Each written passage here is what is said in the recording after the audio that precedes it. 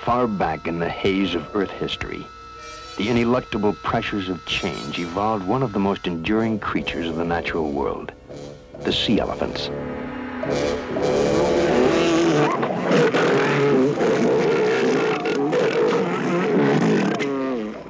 "20 million years later, the lives of these uniquely specialized mammals remains basically unchanged. A primitive drama in 4 acts: combat, mating, birth, and death. The arena for this living theater is a small remote Pacific island, Guadalupe, last refuge of the great northern sea elephants.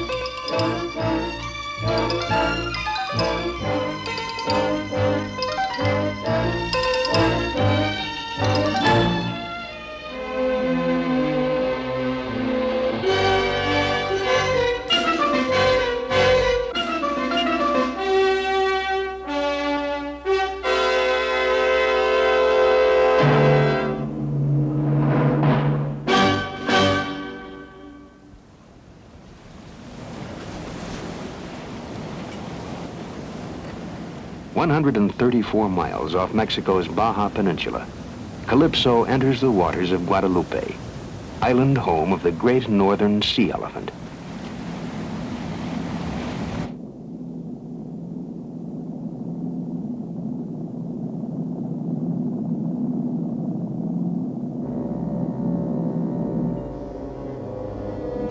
Our divers have gone ahead of the ship to approach the island as the sea elephants might have done when they first arrived here.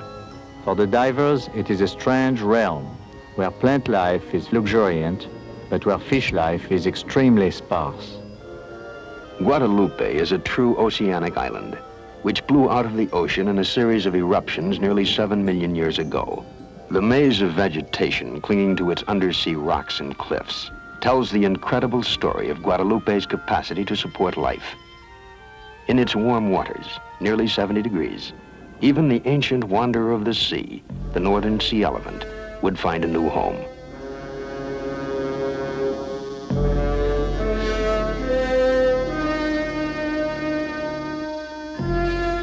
The origin of the sea elephant lies buried in time. Some believe that they first appeared on land as dog-like creatures. Later, they adapted to a life in the sea more than 20 million years ago.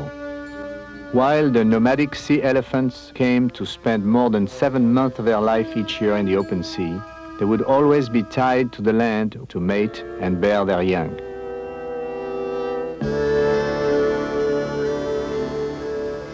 Foreboding Guadalupe has been the northern sea elephant's main breeding home for centuries.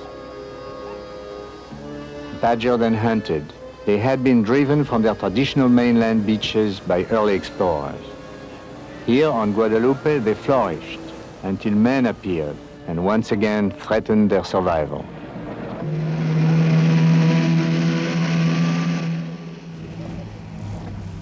To minimize disturbance of the animals once on shore, Cousteau and his cameraman bring only a small landing party to the beach. Marine biologist Dr. Ted Walker, son Philippe, and crew member Raymond Canoë.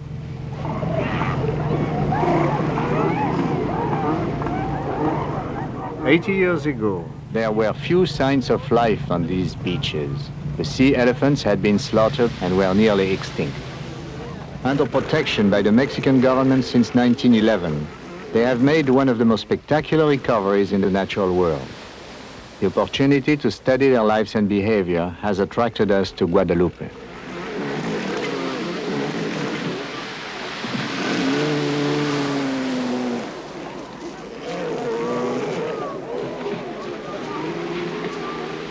Most of this present generation of sea elephants have never seen a man before. it is little wonder that our first encounter with a 3-ton bull is mutually cautious.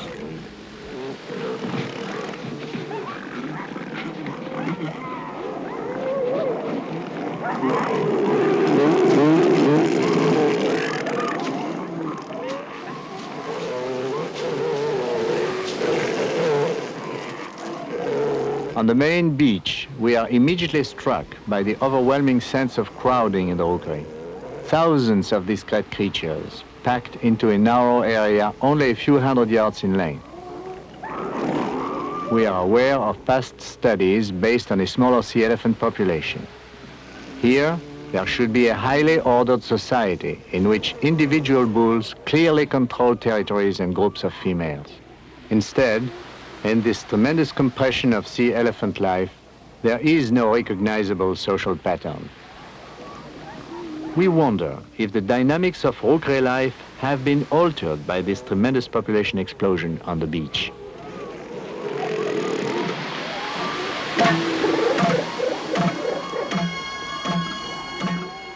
Out of some ancient genetic compulsion, the 3-ton beachmasters hurl threats across the Guadalupe rookery.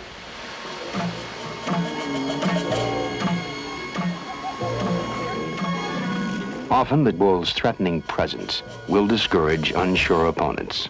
But when two bulls both refuse to give ground, a fight is inevitable.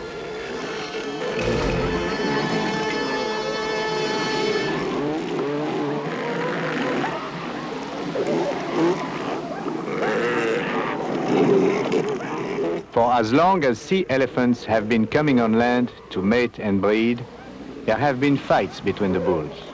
Their combat is unpredictable, earth-shaking.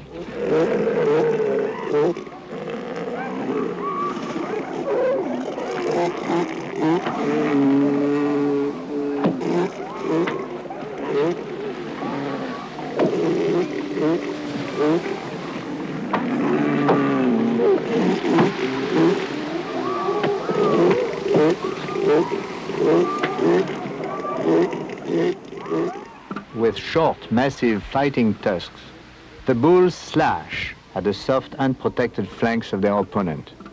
One lunge of their powerful necks could instantly kill a man.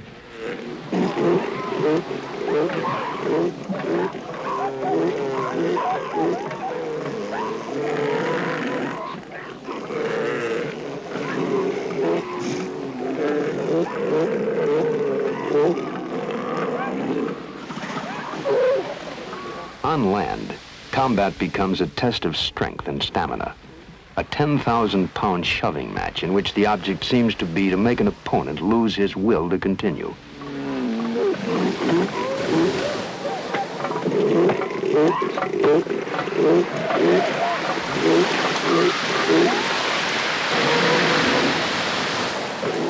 Here in the surf, while the nearby females show a total lack of interest, the bulls engage in even more brutal fighting than on land. But the blood that spatters their chests comes mainly from surface capillaries that burst after repeated bruising.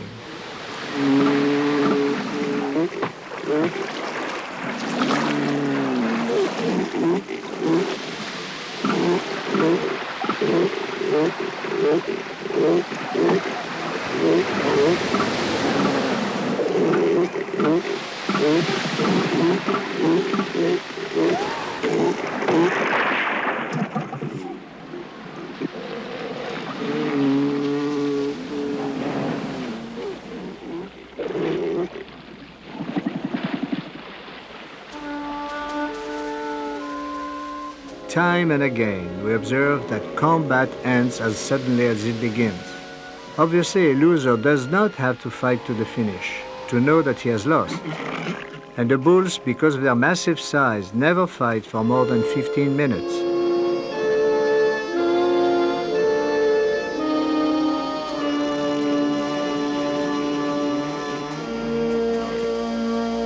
In less populated rookery life, victory meant dominance by a beachmaster over a harem for an entire breeding season. Today, in the disorder caused by overpopulation, Weak, inferior bulls mate with as many females as the victorious masters do. We suspect that the males now fight merely in obedience to an instinct for violence that is one of nature's strategies for guaranteeing species survival. Many losers skulk around the edges of the rookery for new opportunities to fight or mate. Others head underwater.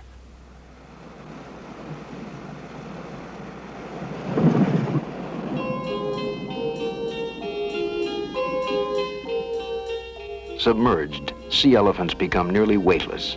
Their huge size no longer is a liability. As beautifully adapted marine mammals, they are completely at home in the sea.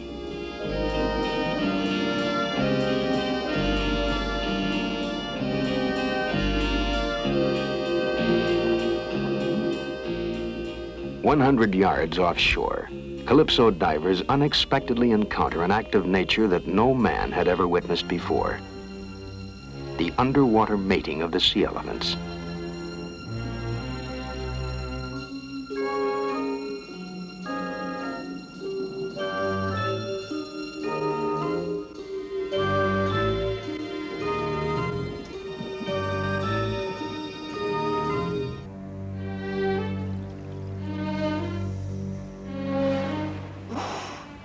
January 3rd. At an outer cove where both young and old bulls seem to gather, the divers decide to make their first attempt at close-up underwater photography. In the sun-splashed shallows, the sea elephants cautiously keep their distance from our divers. Their eyesight is sharp and wide-angled.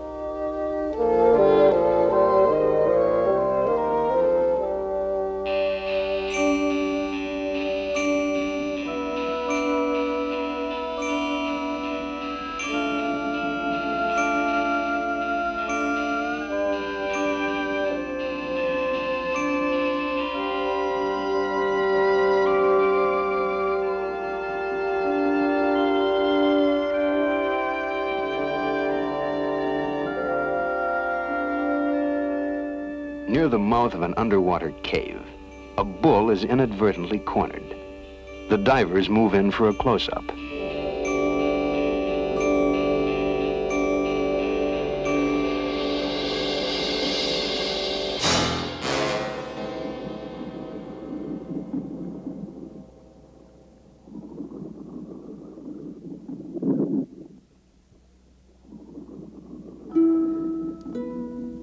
In the sea, man feels at the mercy of an alien environment. But our divers have learned through years of experience that unless they inadvertently threaten life, they are safe and secure, even from the most powerful animals of the underwater world.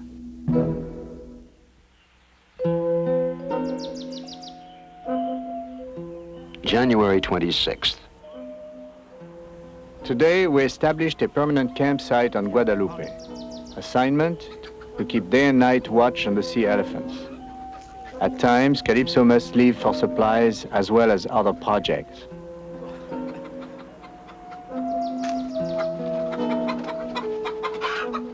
The camp's location, several hundred yards from the main beach, is called Northeast Anchorage.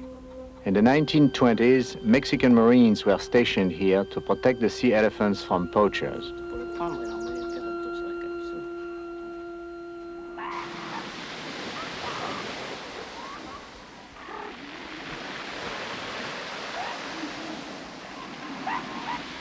In charge of the land-based studies, Philippe has preceded his crew onto the beach.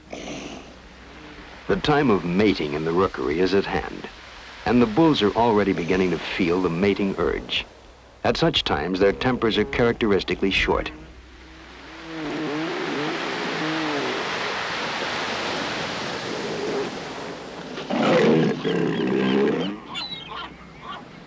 In January, signs of birth began to be seen on the beaches.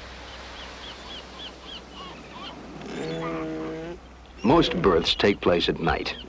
For the cows, it marks the end of 350 days of gestation, mostly at sea. As they have done for centuries, they haul out on Guadalupe to bear their young. In recent years, their undisturbed annual birth cycle has created a tremendous population explosion on the beach.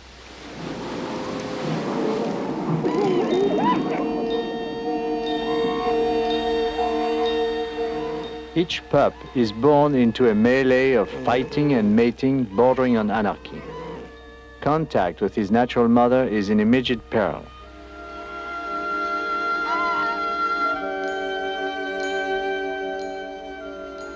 He's nearly blind at birth and too weak to move about. Even his cries of hunger are drowned out in the cacophony of the rookery.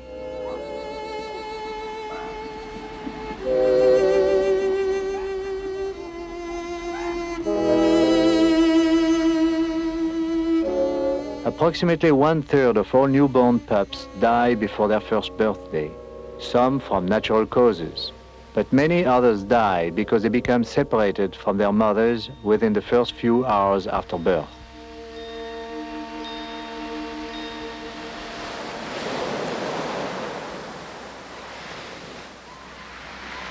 February 7th. A baby sea elephant, not more than a day or two old, struggles to stay afloat.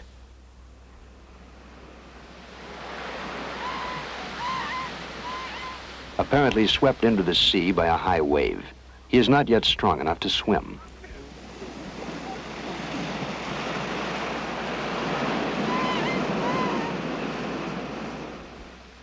Philippe and Canaway spot him and move in to help.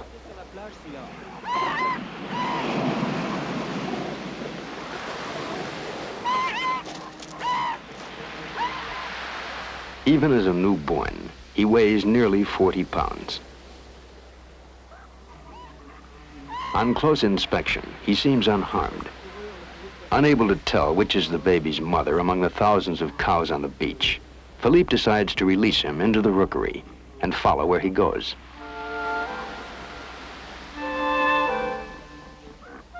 For the pup, this is the beginning of a frightening odyssey. He must find a cow willing to nurse him or face certain death.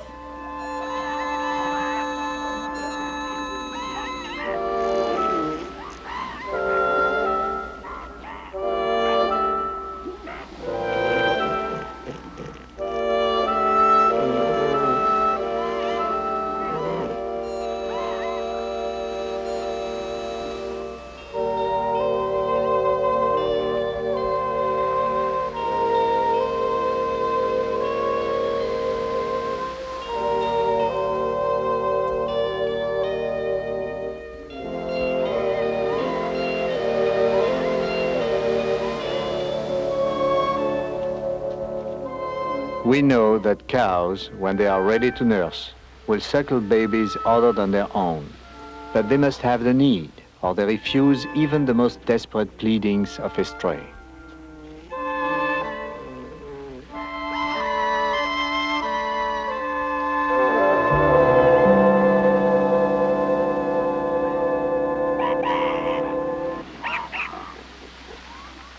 For some babies, crowding has had a beneficial effect, for a virtual milk bank now exists within the rookery. When cows feel the pressure to give up their milk, they merely turn on their sides and suckle any baby who is nearby. With undeveloped sight at birth, newborn pups use their noses to locate the nipples. The milk the pups consume, an estimated half a gallon a day, is extremely rich in fat. They must store it for sustenance until they are old enough to feed at sea, which still is more than 2 months away.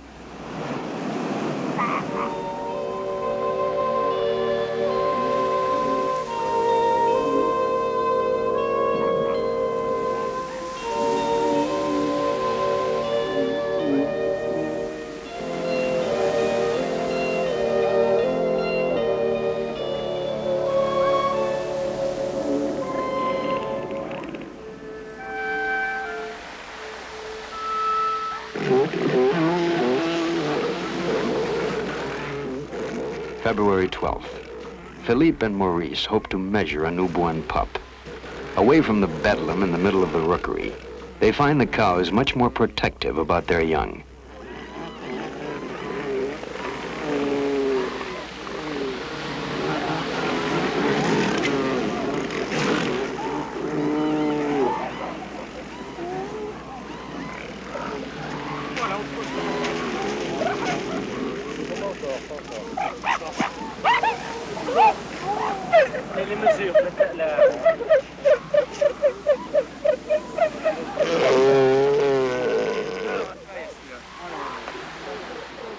One day, this pup will weigh several tons.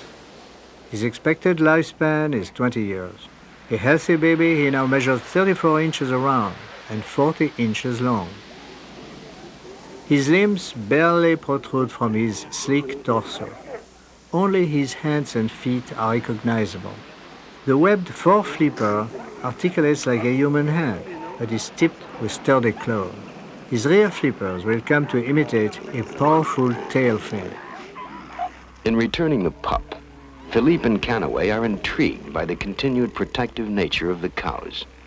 For within 3 weeks of birth, cows lose complete interest in their babies and focus their attention on the bulls.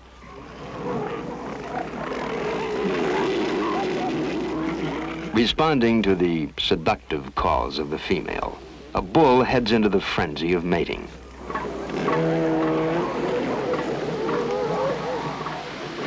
At the height of mating, there is total bedlam. The old harem patterns have completely broken down. All mating relationships are strictly momentary, with neither sex showing fidelity of any kind. We observe that females often mate with several bulls in the same day, and the bulls, both the winners and the losers in the fights, simply move in whenever there is an opportunity.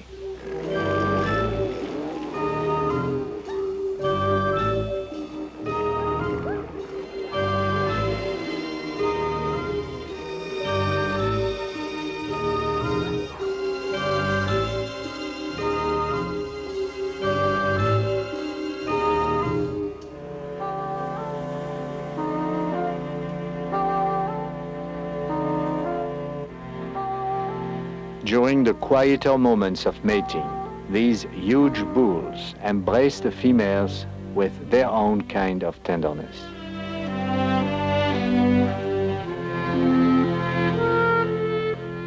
Such peaceful moments are brief. The females are fertile only for a few weeks, and the drive to mate often creates a nightmare world for the young. Every year, hundreds of babies are doomed to death by suffocation or crushing.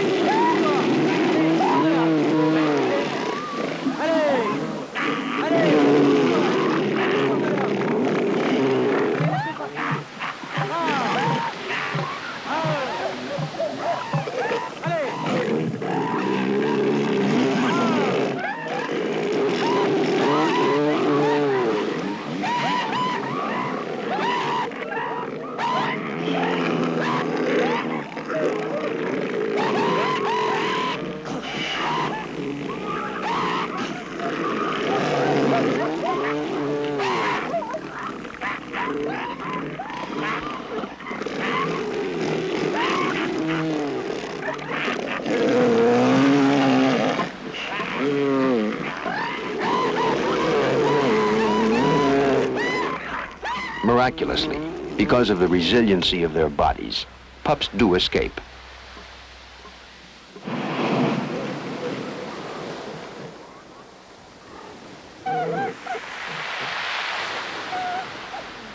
February 16th.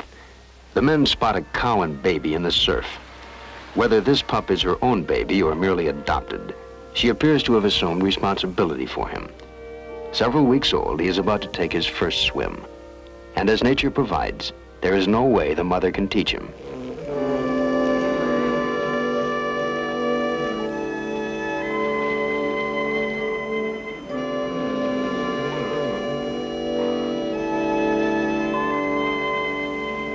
For any baby who has survived the first several weeks of Ocre life, this is the second most critical moment.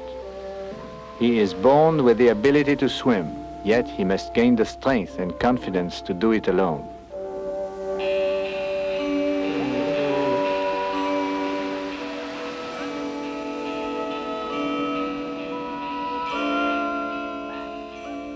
Like his earliest ancestors, he has crossed into the sea. There he will spend more than half his life, and he has only 3 months to master his adopted element.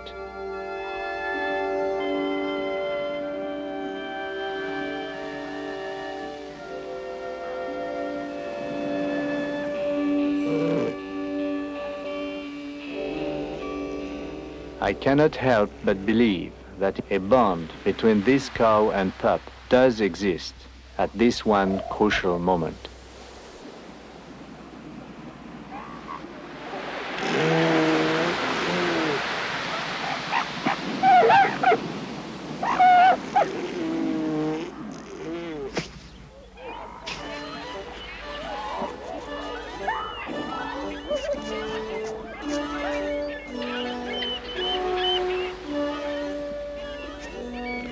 Since man first set eyes on the sea elephant, he has been mystified by the phenomena of sand flipping. Over the years, it has been described in many ways, as protection from the heat, a strategy against insects, even as a method for digging a bed. For all the speculation, sand flipping remains a mystery that even the babies are born with.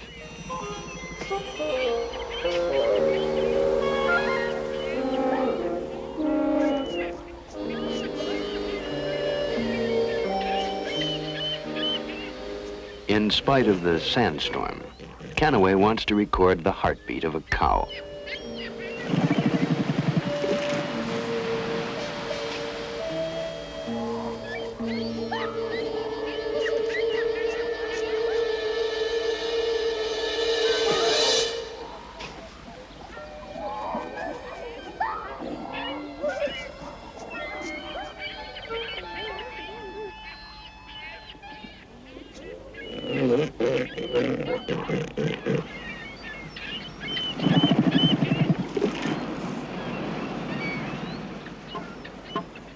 Sea elephants were named for their noses, yet it took until the 20th century to discover what purpose they serve. Some thought they were snorkels, others that they were used for feeding. Crews on passing ships were convinced they served as natural foghorns by which the bulls called females onto the island. Today, observers agree they have only one major function, as resonators when bulls sound their threats before combat.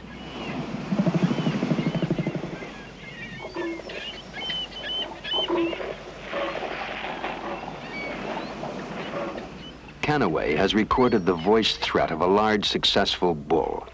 He now tests whether played through a loudspeaker, the sound will evoke a belligerent response from other bulls.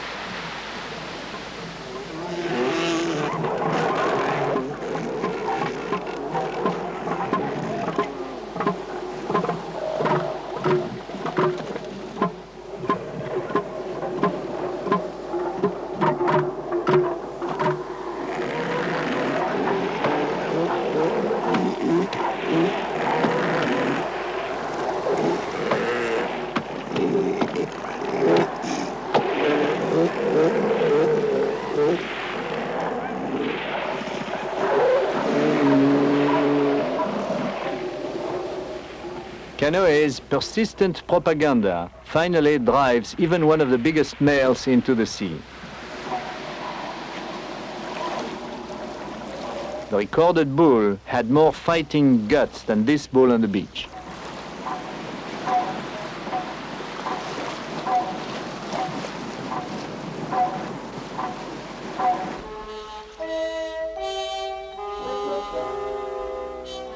For the sea elephant, every minute on land is a tremendous physical effort. Because of his size, he is at the outer limits of his ability to survive out of water. He tires quickly. His body overheats. And except when impelled by his own instincts to fight or mate, he spends most of his time on land in a somnolent, near-traumatized state.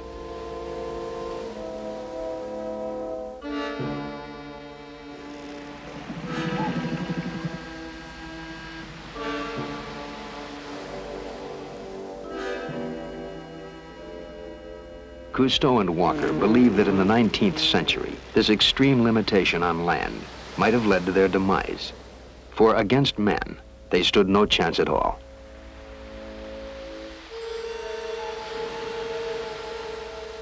"50 years of slaughter by sealers and whalers, looking to top their oil barrels, had reduced the vast herds of northern sea elephants to a remnant colony of less than 100 animals, isolated on remote Guadalupe Island.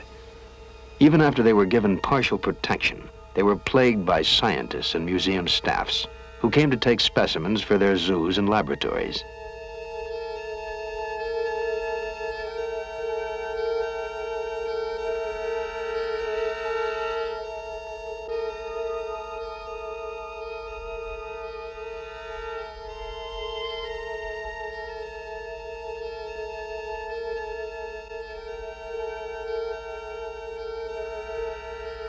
Scientists believed that the sea elephant had technically reached extinction, that the species could not reproduce a viable population.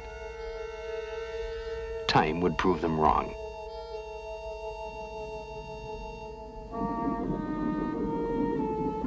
What the early census takers of the sea elephants could not know was how many of the animals were at sea.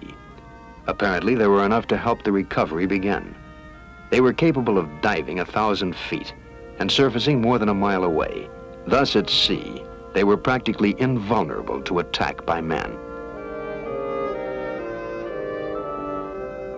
Uniquely streamlined for life in the ocean, they can suspend breathing for 8 to 10 minutes without coming up for air.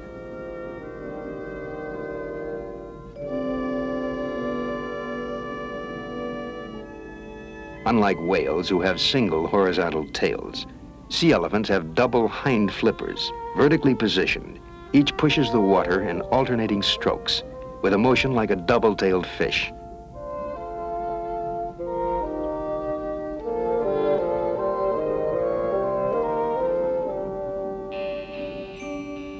Their foreflippers work like ailerons to steer and maneuver their huge frames with little effort.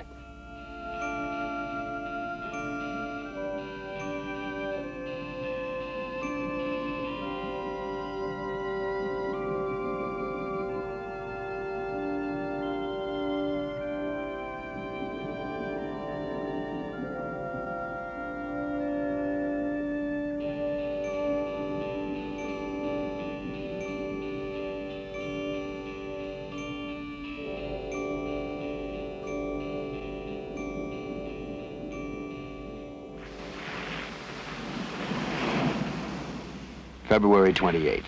Bernard and Serge instinctively decide to try a new approach to the animals they have lived with for more than 2 months.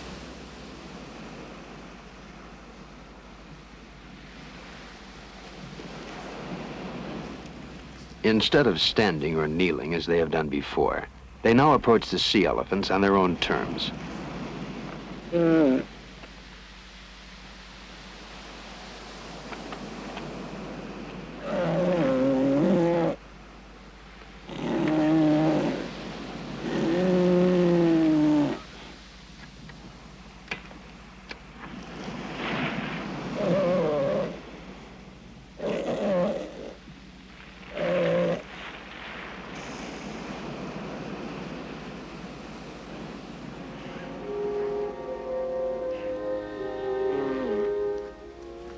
Bernard and Serge's intuition pays off. For the sea elephant, anything vertical represents an enemy, anything horizontal appears friendly and female.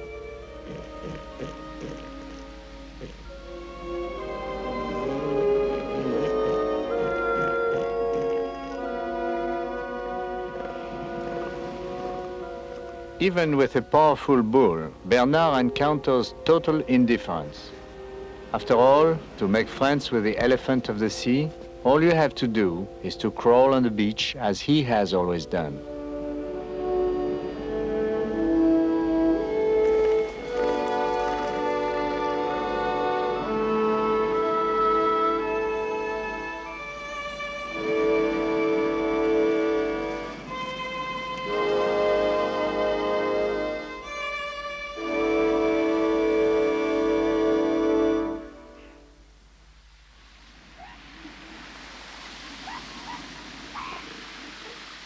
April 4th, late season on Guadalupe. The population has already thinned out. Many of those remaining on the beach are in the process of molting. In their annual molt, sea elephants shed in patches, beginning with the back and working towards the face. Unlike others in the seal family, they shed not only their hair, but an entire layer of skin. Until the procedure is complete, a sea elephant will not leave the island on his yearly venture in the sea.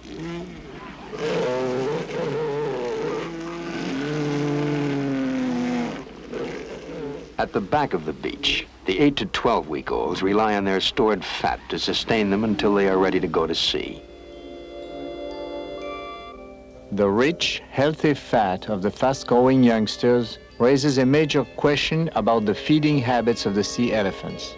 According to prevailing theories, the cows that suckle these babies do not feed at all during the many weeks of nursing. And for a pup to grow to nearly 300 pounds, a cow would have to give 1.5 tons of milk, roughly the equivalent of her total body weight. Yet the cows lose very little weight. It seems impossible they do not feed during these 5 months on Guadalupe.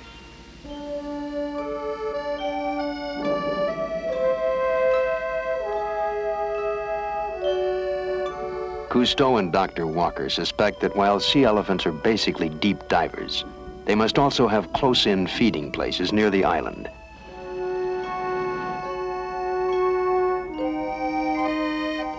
We have only 3 clues to whether the sea elephants fast or feed during the period when they are at Guadalupe. Scientists who have examined their stomachs have found them empty. The Mexican fishermen claim that the Guadalupe sea elephant grazes on seaweed.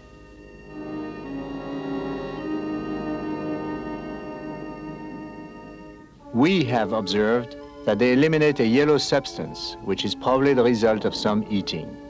Yet, our divers find no evidence of such feeding.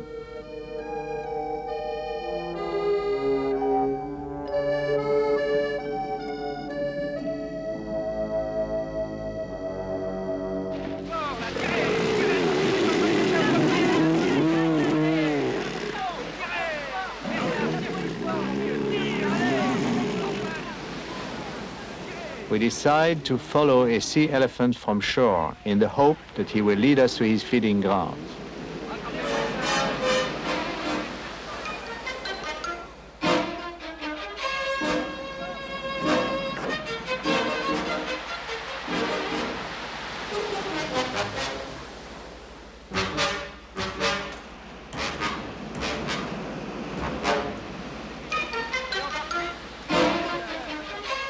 We hope that he will become accustomed to our buoy and that he might settle down and act naturally.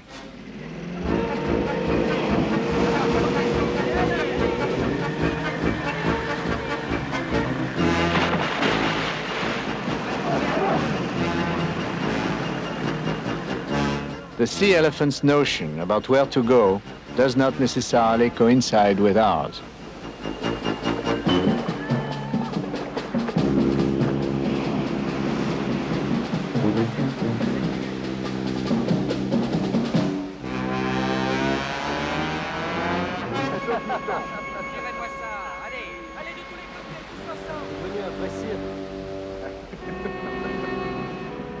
Rather than lead us anywhere, he has outmaneuvered us.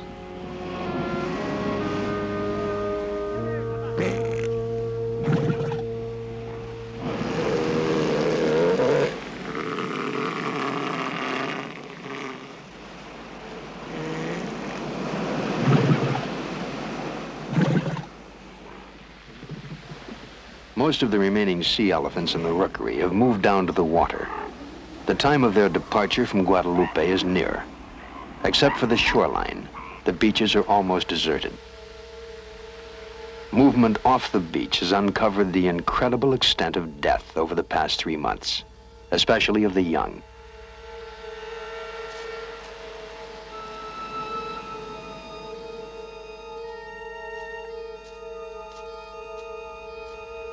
Hundreds of pups die on the beach from starvation, crushing, suffocation, or disease. But it is in the vastness of the sea that the life of the adults usually come to an end.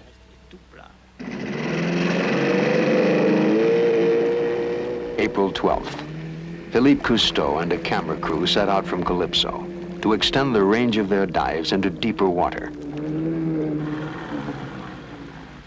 On their way, they are sidetracked by the sight of floating baby carcasses on the surface.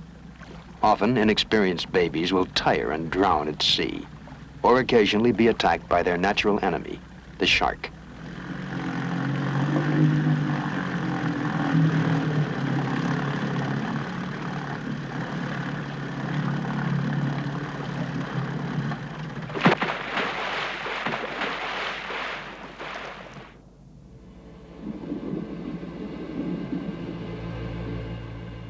As the divers start down, a solitary predator appears through the gloom of the deep.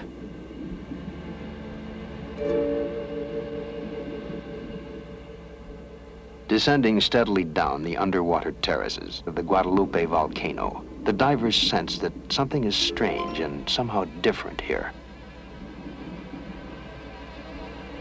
Suddenly, at 140 feet, Philippe discovers a shadowy realm of death.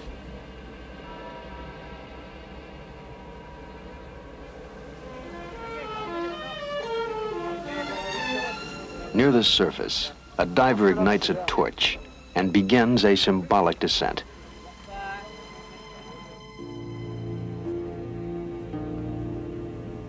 "25 fathoms below, on a stark underwater terrace, lies a world unlike anything we have ever seen before, the underwater graveyard of the sea elephants.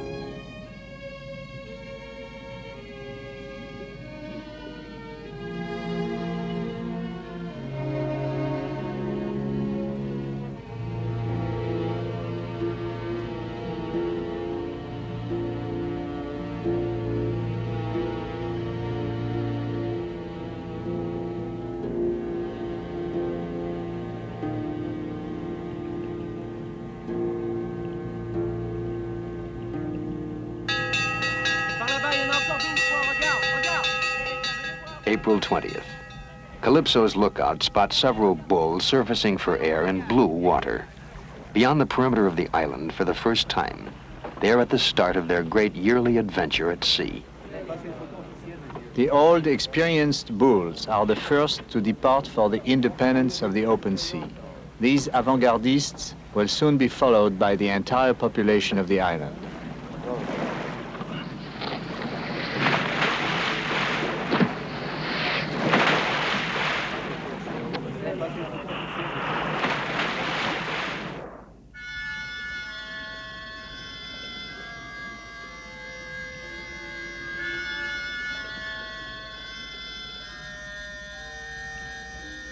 On land, they were rolling mountains of flesh.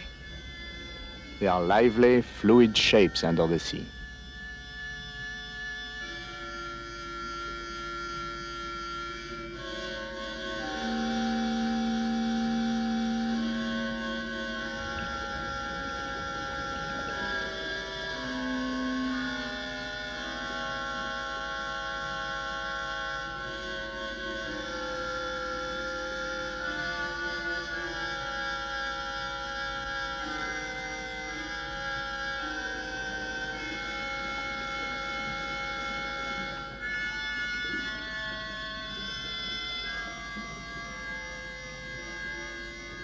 Beyond 200 feet, we can go no farther.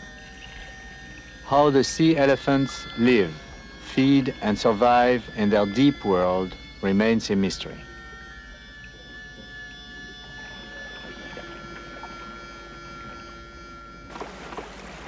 Though the study is over, Cousteau decides on one last assignment for his crew, to take a final portrait of the sea elephant, a free and indomitable creature of the sea.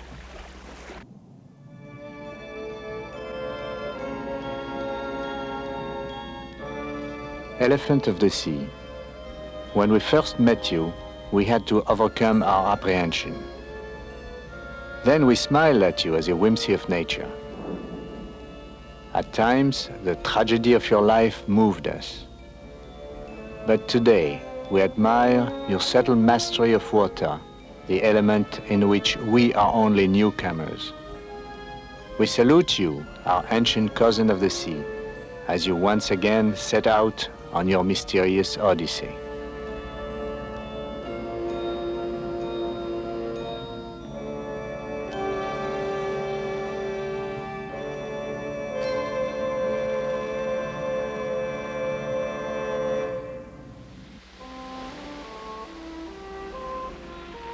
Today, our sea elephants have multiplied so rapidly that the tiny beaches of protected Guadalupe Island can no longer contain them.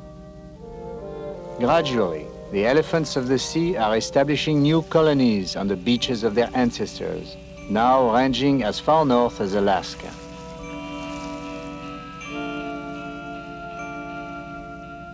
But everywhere, they encounter the 20th century. Oil pollution already is plaguing them on the offshore islands of California. Curiosity seekers are disturbing the fragile environmental balance on which their new communities depend.